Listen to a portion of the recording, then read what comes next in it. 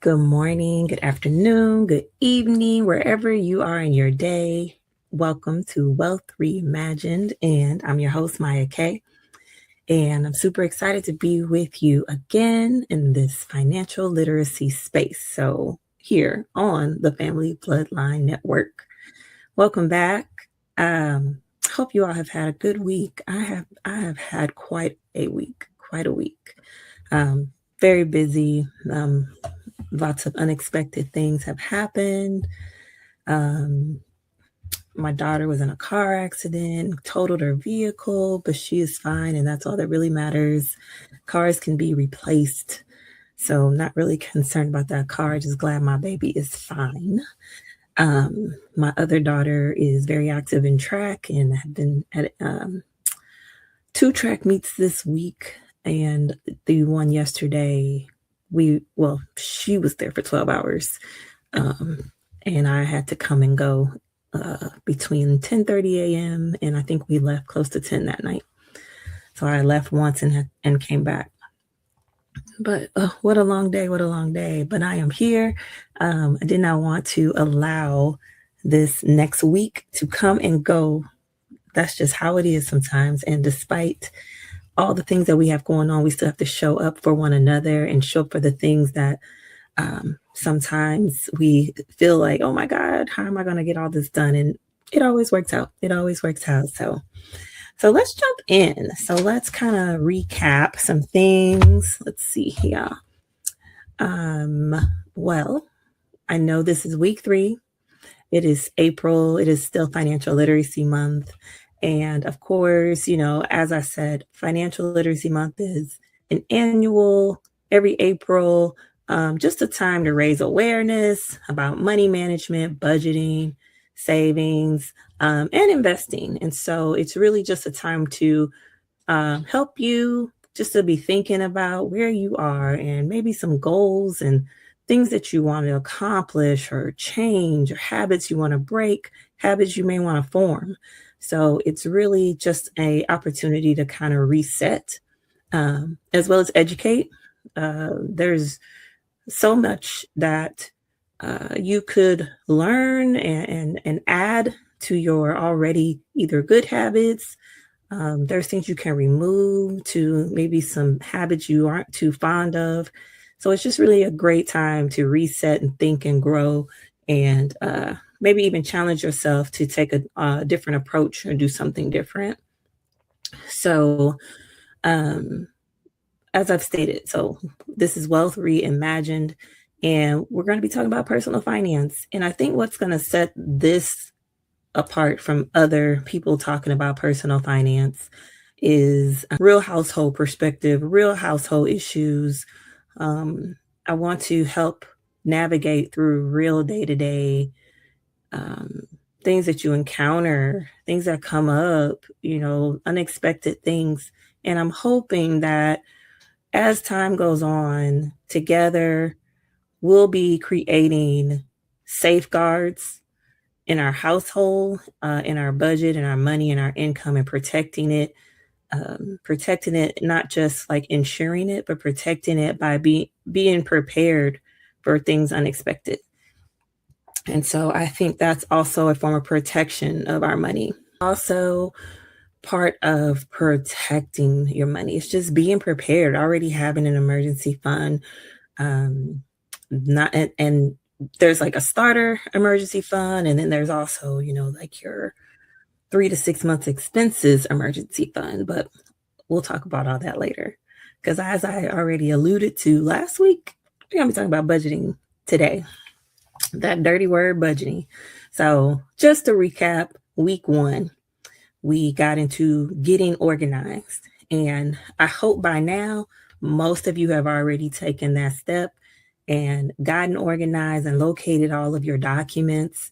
And if you haven't, we agreed. I don't know if we really agreed, but I'm going to say we agreed that you have until the 30th to get organized. Okay. Because even if you aren't able to do these steps within a week, it's very important that you set yourself a deadline. If you are just like, "Oh, I'll get to it," will you? You know, life's. And so give yourself a deadline. Give yourself a deadline. By the end of financial literacy month, I'm going to be organized. Maybe you are organized, but you haven't taken inventory of everything. By the end of financial literacy month, I'm going to be organized and have it taken inventory of everything. Okay, so let's get serious about this because this is very important. You would not realize not only the life areas that impact how you manage your money, but how the way you manage your money impacts life areas. So it's very important. I just want to challenge you and encourage you and dare you to take it seriously. Take it very seriously. Let's get all our ducks in a row and no longer just be flying by the whichever way the wind is blowing in a situation and be able to have some control over when things happen because it's not a matter of if, it's when. It's when. It's when. When is it going to happen? So I want to make sure people that are part of this community have, again, those safe rails in place, and you have funds set aside for the unexpected so that when it hit, it don't really hit as hard. It's still going to hit, but it don't hit as hard. And you're not going to set yourself backwards. We're not going to keep taking 2 steps forward and 3 steps back. We're not doing that anymore. And I want you to say it. I'm not doing that anymore. Okay. So week 1, got organized. Week 2, we took inventory of everything. So you should already know where all your documents are, and you were able to determine all your income streams. You were able to determine all your expenses, your bills, debts, your investments, assets. We talked about assets, real estate, values. What's the value of my home? What's the value of my boat? What's the value of my vehicle? How much is in my 401k? How much is the total of my IRAs, my individual retirement accounts? And so that should already be done. And again, though having that inventory we talked more about assets, but when you made that debt list, what personal loans do I have? How much credit card debt do I have? How much do I owe in car loans or RV loans or boat loans? Loans, period. How much do I owe? How much do I owe on my mortgage? All that debt you owe takes away the value that you have in your assets. So you listed your income, retirement, life insurance, all that, real estate values, and other assets, and there's a total. The difference, all the things you owe, deducts from your assets, and then that number is your net worth. Assets minus their liabilities equals your net worth. So go ahead, even if you need to pause, go ahead and figure out what is your net worth currently. And it's often nice to know kind of where you are on things. Do you have a positive net worth? Do you have a negative net worth? Is your net worth even where you thought it would be? Do you have a goal? Do you want to have $1 million net worth? So just do that calculation real quick so that way you know what your net worth is. So you have done a big step already if you're able to do that, because a lot of that information goes onto your budget. Did I trick you? Did I trick you into getting a budget? I didn't. I was just trying to get the foundation set up to show a way to, I guess, make it a little easier, because you already have now the information that you need for the most part. Okay. So the budget, first of all, what is a budget? A budget to me is a spending plan. It's a spending plan. A budget oh, my screen did something funny.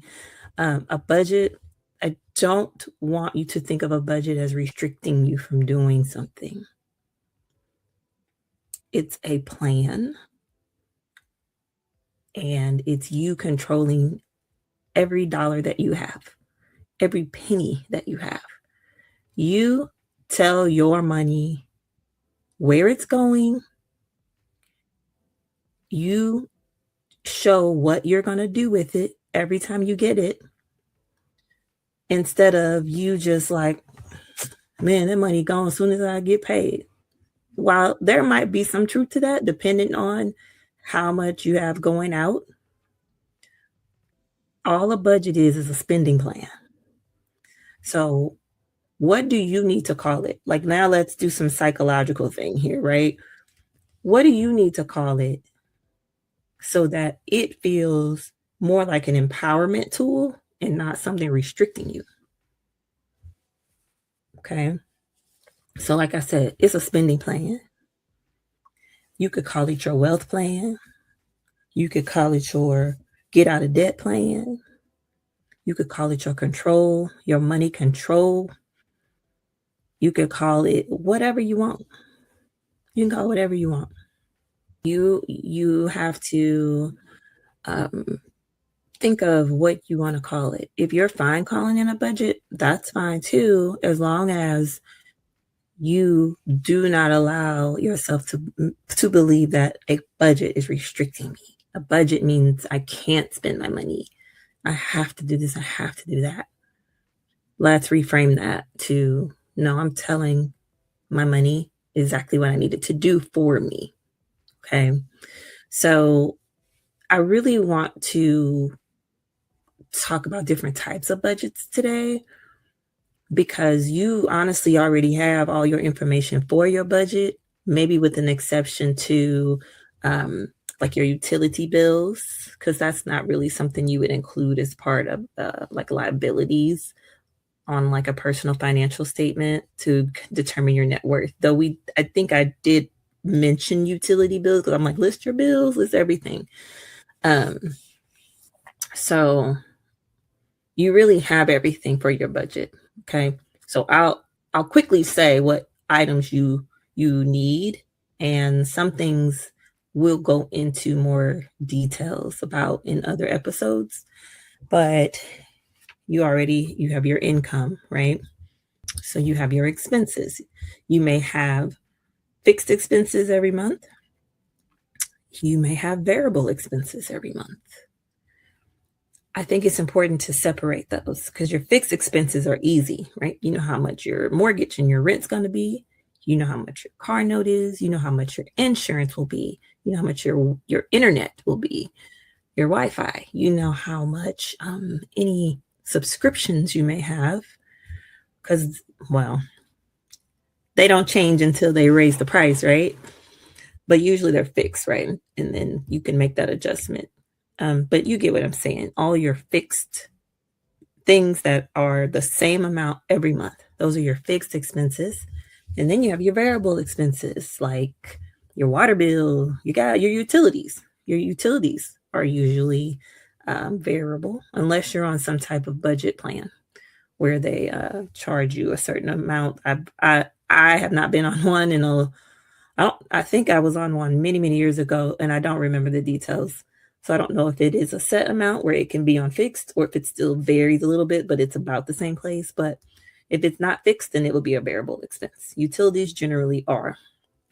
And then you have things like your debts. You got your credit cards and you have your car loans. So you have your debts. And all these things are taken away from your income, right? And then you may have a line for savings and investing. And I'm not saying these in any particular order right now. I'm just thinking of things that maybe would be a part of your budget. And then the last thing would be just specific miscellaneous things, or maybe items you have sinking funds for. Okay. Sinking fund would just be something specific that you are saving up for to spend. It's an investment that you're making in something and you're going to spend it. Or it could be just sinking fund just to get to a certain goal for something. So, for example, if you have a sinking fund for a new car, then you could set a goal for that fund and you could say, okay, I want to have $5,000 set aside for a down payment when I need to get a new car. Okay. And so you could be budgeting a small amount when you get paid to go into that fund to fund it. Okay. And we're going to get back into that in a future episode because I absolutely love sinking funds because they allow you to start creating that cushion and those safe rails that I was talking about in life because you have already prepared for it. I'll give you a really, probably an example you wouldn't even think of, but this is something I personally do. So I like to fly a certain airline. I'm not going to say it because they're not paying me to give them any type of shout out. So, but there's a particular airline that I like to fly generally, and they have a sale. I want to say, I think it's twice a year on points. And so there have been enough times where the sale has come around and I'm like, dang, I wish I could get points because they're like 50% off, 50% off on these points. And I could be flying, I could be using them to fly places and things like that. Well, in the past, whenever those sales would come up throughout the year, I would always be like, dang, I wish I had money or I might have the money to do it, but it's just like, but that's going to take away from over here because I do operate on a budget. So what I decided to do, I was like, man, I'm making a sinking fund. So the next time they send that email about these points being 50% off, I'm going to have some money to buy some points, right? And that particular fund, I didn't set like, I want $500 or nothing like that. I just put some money in there, right? And then that way it was allocated and waiting for that sale so I could go ahead and buy points. And most recently, when that happened, I was so excited because I'm like, yes, look at me. I got this money set aside, a couple $100. Cool. Let me go ahead and get these points and I could fly, right? But anyway, that's an example of a sinking fund. Or like I said, with the car, where you have a specific goal and you want to have a down payment. A sinking fund could even be like a down payment on a house. But the reason it's called a sinking fund is because the idea is that it's going to get used. So the fund will sink. It'll sink. It's a sinking fund because it's going to get used. It's not the same as like a savings, an emergency fund. It's the idea of it is so it's that it's used, but you've prepared yourself. So that's what a sinking fund is, in case you don't know. So that would be another area of your budget, right? So again, the hope is that you have enough income to take care of all of your expenses. If you do, that's awesome. If you have something left over after all your expenses, that's even better, right? Now, if you're a person that is negative in the red, you don't have enough income to cover your expenses, that's something we're going to address because that is probably causing you a lot of stress, a lot of worry, a lot of anxiety, and that's something we want to get you out of. We want to get you out of that trap. And we will talk about ways to either lower expenses in the future or increase your income. Okay. In some situations, we might need to stop the bleeding or whatever is happening, why you're in that situation. But do not feel judged. Do not feel ashamed. Just know that financial literacy, personal finance. It's learned, and you are here. You are here, and you are here to learn. You're not expected to already know everything. I'm sure, self included, no one has done everything perfectly and everything the right way. Some people had to learn the hard way. I'm one of those people. There are lessons I had to learn the hard way. There are things that I've done that I'm just like, oh my God, I cannot believe I did that. I didn't know that was going to happen. I'll give you an example of that I did. Um, I had this great idea to pay a large amount down on like my student loan debt. I have student loans. And I'm like, you know what? I'm going to send this money to knock down this balance a little bit. And so I sent it. Balance did not move at all. Money gone because it all went to interest. So it was a very hard lesson. And I walked away from it now understanding the importance of asking questions and just being sure I understand things before I do them, because I could have done something different with that money. I could have done something different, but I didn't reach out and ask the questions and, know and understand that how that large payment was going to be applied.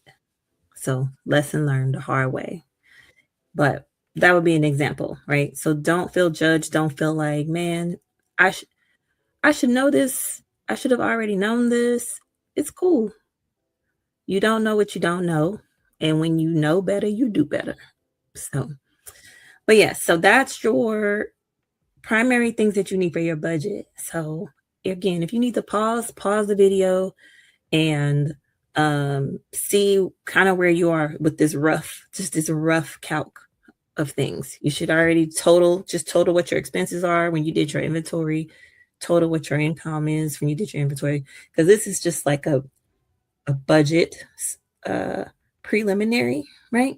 Then when we get into budgeting for real, you'll get into more of your actual numbers. So kind of total income, total your expenses, total your bills, total your debts, as far as credit cards and loans, car loans, things like that. And then if you have a certain amount that you put in savings, that's awesome. First of all, let me say that you're saving. I love saving. And that comes out of your income, right? So see what that number is. If it's in the black, meaning you have enough money to cover all that, now you know. But if it's in the red, meaning you don't have enough money to cover all of that, now you know. Either way, you know. So I want to talk about types of budgets. I have my list here because I want to make sure I don't forget. So types of budgets, what I mean by types of budgets is just what method are you going to use to stay on top of your household income, your household money? What method are you going to use for tracking, for doing the calculation, for creating your plan? So, hey, if you are a person that likes to write everything down, write it down. I don't care if it's a spiral notebook, write it down. Like what you probably just honestly kind of did. Income, expenses, you write out what they are and how much. Notebook, right? We don't have to be fancy. We're being real. This is real life people, okay? So notebook. Another method you could use for budgeting, calendar. The calendar method. I used to use the calendar method for a long time. And I did the calendar method because I wanted to be sure I knew when bills were due. And so I would, on a calendar, I would write the bill. Let's say, okay, rent, first of the month. and how much the rent was, because the rent's due the first of the month. Whatever the bill is, phone bill, and how much. Or I put the company name, um, whatever it is, a credit card, and how much. Um, but that way I could see exactly when it's due. Why that was important is because I could also see when I got paid and what I needed to pay with that paycheck. If you're paid monthly, you got to pay everything, right? Because then you're going to get another check next month. If you're paid semi-monthly, then you see I get paid here and I get paid here. I get paid on the 1st and I get paid on the 15th. Everything from the 2nd to the 15th, I need to pay with that check I got on the 1st. I need to make sure it's paid with that check. Everything else, I'll pay with the next check, right? You get paid on the 15th, and everything on the 15th check is that's due 16th through 30th or 31st or the 1st. Everything from the check you get on the 15th is due, that's due from the 16th through the 1st. And now you have all that, okay? So anyway, we'll go into more detail with that, but hopefully that makes a little bit of sense. But that's the calendar method. There's also cash stuffing.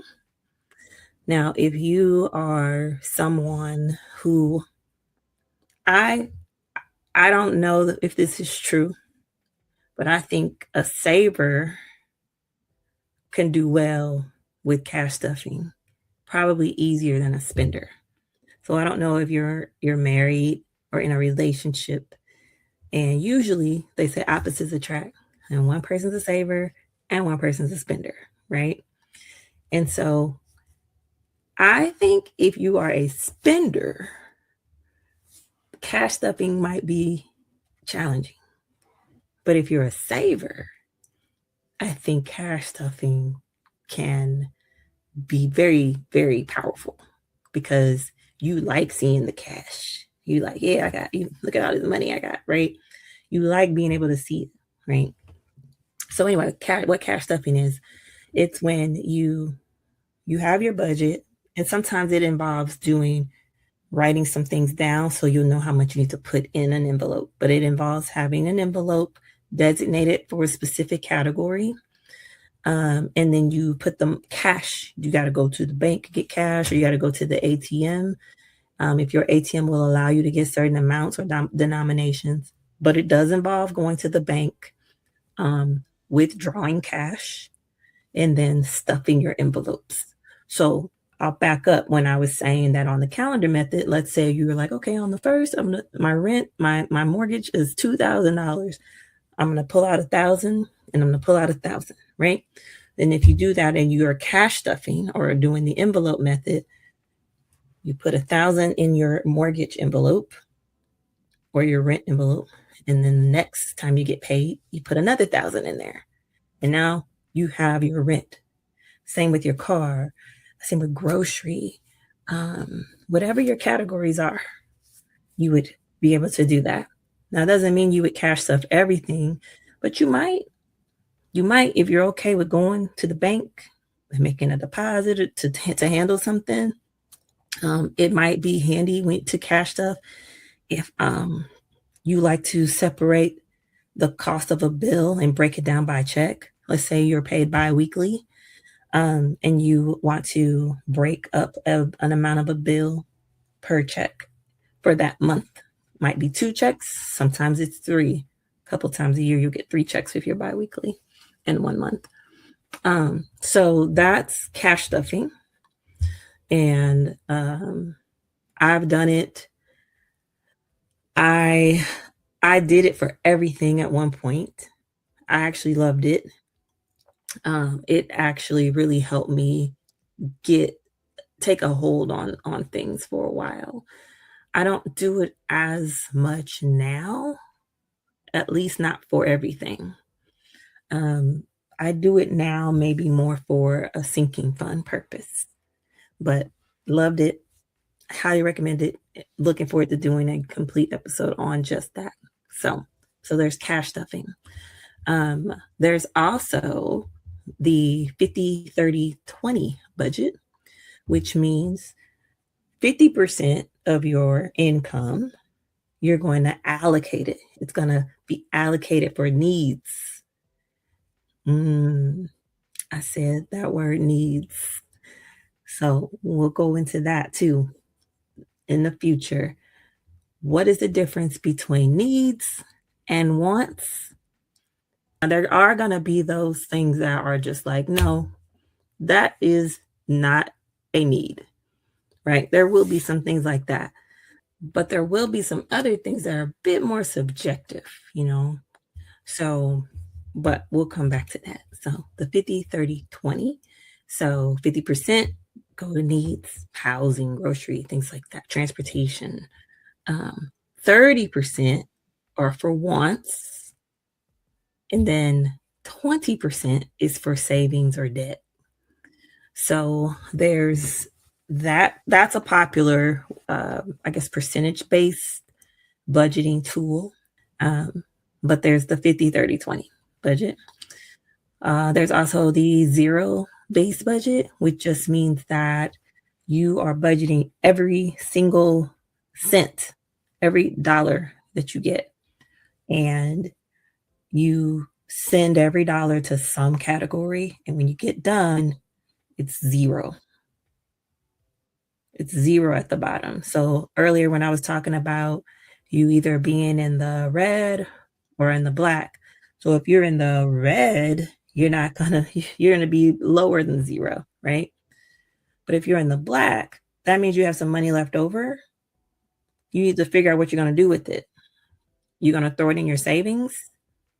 You're gonna throw it toward debt and get that debt paid off faster because your interest rate is outrageous. So that is what they mean by zero based budget. I have allocated every single dollar that I make to some category, and now I'm at zero. On your budget sheet, you're at zero. Okay. Um, there's a pay yourself first budget. I'm a fan of that one. And I think pay yourself first budgets are important when you are, let's assume you don't have an emergency fund right now. You don't even have a starter emergency fund. You don't even have $500 saved. Um, I think pay yourself budgets, there is a time, well, let me not say there is a time. There's a time to start them. You should always be paying yourself first, but there's a time to go ahead and start it. Like I said, if you don't even have $500 saved, we're going to set a goal where you have $500 in a savings that you can't touch unless it's an emergency. But really, that starter emergency fund should at minimum be between $1,000 and $1,500 at minimum. Okay. And so this is a time where discipline comes into play, and you might have to cut out some things to do that. But again, we'll go into more details another time. But pay yourself first. You work hard. You work so hard. You're exhausted. Be sure you are paying yourself first. I know you got bills. I get it. But you got to take care of you, and you have to build that.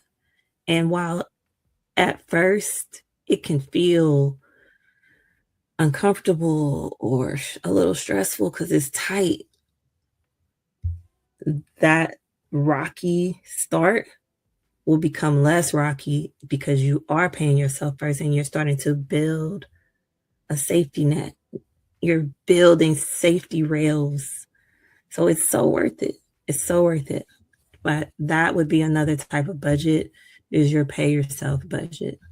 And I think that's a good start. What type of budget, if you are already budgeting, do you use? What are you currently using? Tell me in the comments. I would love to know. Um, for me personally, I use a like a budget notebook. Mm, I'm sorry. Let me not forget there are also apps. There are also apps that you can use to do your budget. Um, I've not found one that I'm a fan of, but I haven't tried them all. So if you are using an app for your budget, tell me which one you are using in the comments. I would love to check it out. If there were a way, I maybe one day I will get to a point where I'll see if like my bank has a budgeting tool and let it do it for me. What is kind of cool to see on your mobile bank app, or if you log in, if your online banking has it, for it to categorize your spending to kind of so you can see like, oh man, I eat out. I spent $700 eating out. Like that's insane. Or, if that's what you did, I'm not judging. I'm just saying, for me, $700 would be a lot to pay to eat out in 1 month. So sometimes that's eye opening too, just to see your categories. So use these tools just to provide more information for you, help you identify habits, things of that nature. But I've gone over just a little bit. So that's my time. I want to try to keep these where maybe you can listen and tune in on your commute to work or your commute home from work, um, while you're getting ready in the morning. But I just want to be a part of your day every week and just sharing more tips and ideas and sharing stories and hoping that they can be inspiring. I hope that you're learning. Again, comment, ask questions. I'm looking forward to reading them always. But that is all I have for today. And so until next time, remember, organized, inventory, budget. And of the ideas that I gave, pick one that you want to try. And if you have one that's already working for you, keep doing it. But we're just going to get it even better for you, and get savings and emergency funds in place and just stop the bleeding or whatever might be going on in your household financially. So till next time, thank you for tuning in to Wealth Reimagined. Again, I'm your host, Maya Kay, and I'm looking forward to